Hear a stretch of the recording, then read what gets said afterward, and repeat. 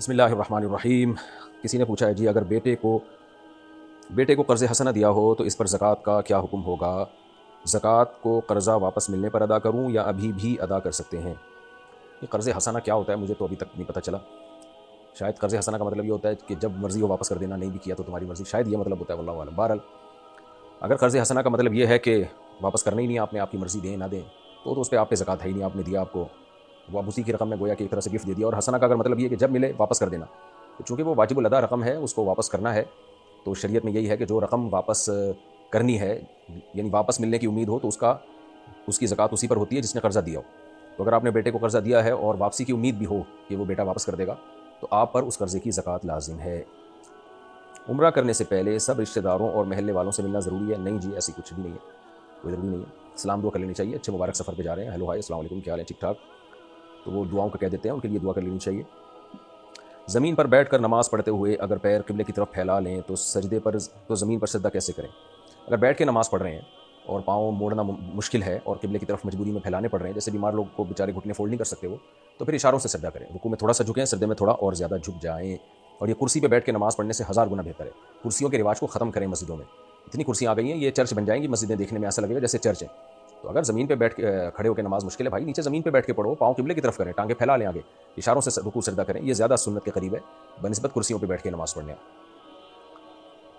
India سے کسی نے پوچھا ہے بیوی جائز باتوں میں نافرمانی کرے تو اس کا کیا حکم ہے؟ صبر کریں، دوسری شادی کریں یا طلاق دیں؟ جائز باتیں ہوں اور اس کی طاقت سے زیادہ نہ ہوں تو پھر ایسی بات میں بیوی پر شوہر کی اطاعت لازم ہے۔ البتہ اس میں عرف کا بھی دخل ہے کہ کس طرح کی باتوں کا حکم دیا جا رہا ہے۔ مثال کے طور پر اگر زوجہ کا تعلق بہت مالدار گھرانے سے ہے، جہاں کروڑ پتی ارب پتی خاندان سے ہے، جہاں پر گھر کے کام کاج عورتیں کرتی نہیں ہیں، اب رائل فیملی میں اگر کوئی شادی کرے گا تو وہ تھوڑی بادشاہ کی بیٹی گھر میں پوچھا لگائے گی وہ، یا برتن دھوئے گی وہ، تو بہت ہی اونچی فیملی میں اگر آپ نے شادی کی ہے تو پھر بیوی پر اس طرح کے کاموں میں اطاعت لازم نہیں ہے کہ گھر میں جھاڑو لگائے یا پوچھا لگائے یا برتن دھوئے، کیونکہ ان کے رواج میں نہیں ہے یہ، بلکہ وہاں نوکر چاکر ہوتے ہیں، بلکہ الٹا شوہر کو بیوی کے لیے نوکر رکھنا پڑے گا بیوی کی خدمت کے لیے۔ تو خدمت کا دائرہ کار ہر ایک کے لیے الگ ہے۔ ہاں، بیوی ایسے خاندان کی تھی جہاں گھر میں عورتیں خود سے سارا کام کرتی ہیں، گھروں میں جھاڑو بھی خود ہی لگاتی ہیں، کوئی بہت لینڈ لارڈ فیملی سے ان کا تعلق نہیں ہے، تو پھر بیوی کو گھر کے کام کرنے پڑیں گے۔ شوہر اگر کہے گا تو پھر بیوی پر لازم ہوگا کہ لازمی کرے، وہ نہیں کرے گی گناہ گار ہوگی، کیونکہ یہ پھر جائز مطالبہ ہے شوہر کا، کوئی ایسا کام نہیں کہہ رہا جو اس کے اسٹینڈرڈ سے ہٹ کرو، تو اس لیے ایسی صورت میں بیوی پر شوہر کی اطاعت لازم ہوگی۔ تو اسٹینڈرڈ دیکھا جائے گا کہ وہ کس خاندان کی ہے۔ باقی جو نارمل چھوٹی موٹی باتیں ہوتی ہیں، جائز باتیں ہوتی ہیں، تو اس میں عورت پر بہرحال شوہر کی اطاعت لازم ہے انتظامی معاملات میں،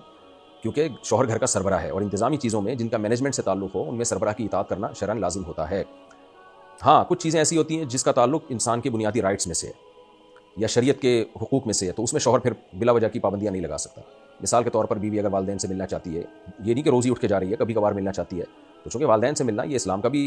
حکم ہے، اور بیوی کے اپنا بھی حق ہے کہ وہ اپنے رشتہ داروں سے، قریبی رشتہ داروں سے، بھائی بہنوں سے مل سکتی ہے، تو اس میں شوہر پابندی نہیں لگا سکتا کہ نہیں مل سکتی،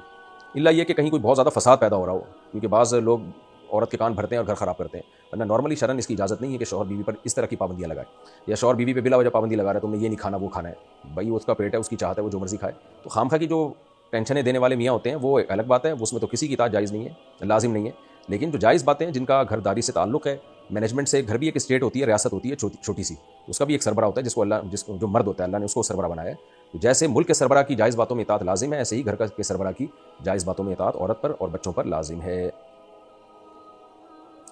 باقی آپ نے کہا کہ پھر بھی نافرمانی کرے تو صبر کریں یا شادی کریں یا طلاق دیں؟ صبر کریں، شادی تو ویسے ہی کر لیں، اطاعت کرے تو بھی کر لیں شادی، وہ تو اللہ نے ویسی ترغیب دی ہے۔ نبی صلی اللہ علیہ وسلم نے سیدہ عائشہ رضی اللہ تعالیٰ عنہ کی شادی کے بعد بھی کتنی شادیاں کی ہیں، حالانکہ سیدہ عائشہ آپ کو سب سے زیادہ محبوب تھیں اور آپ میں کوئی خرابی نہیں تھی سیدہ عائشہ رضی اللہ تعالیٰ عنہ میں، اس کے باوجود بھی کی ہیں۔ اللہ نے جو قرآن میں فرمایا فَانكِحُوا مَا طَابَ لَكُم مِّنَ النِّسَاءِ مَثْنَىٰ وَثُلَاثَ وَرُبَاعَ، کہ نکاح کرو جو عورتیں تمہیں پسند آئیں، جو مناسب لگیں، ان میں دو دو تین تین چار چار سے نکاح کرو۔ اللہ نے یہ نہیں کہا کہ پہلی عورت نافرمان ہو، نالائق ہو تو دوسری کرو، اللہ نے کہا جو بھی پسند آئے ان سے کرو، یعنی چاروں پسندیدہ ہونی چاہیے، چاروں مناسب ہی ہونی چاہیے، کوشش کریں۔ باقی یہ کہ طلاق کی طرف نہ جائیں، طلاق کا تو انتہائی ایسی صورت میں اقدام کرنا چاہیے جب حدود اللہ پہ قائم رہنا بہت ہی مشکل ہو جائے، اور اس کا بھی پھر ایک پروسیس ہے طلاق کا، جلد بازی میں نہ کیا جائے یہ کام۔ طلاق کے سائیڈ ایفیکٹ زیادہ ہوتے ہیں گھر میں بیوی کے کام کاج نہ کرنے سے، یعنی وہ کام کاج نہیں کرتی، اس کا اتنا نقصان نہیں ہوگا دونوں کو، لیکن طلاق دے دی تو دونوں کو اس کا بڑا بھاری بھرکم نقصان ہو سکتا ہے، اور یہ نقصان صرف عورت کو نہیں ہوتا، میاں کو بھی ہوتا ہے۔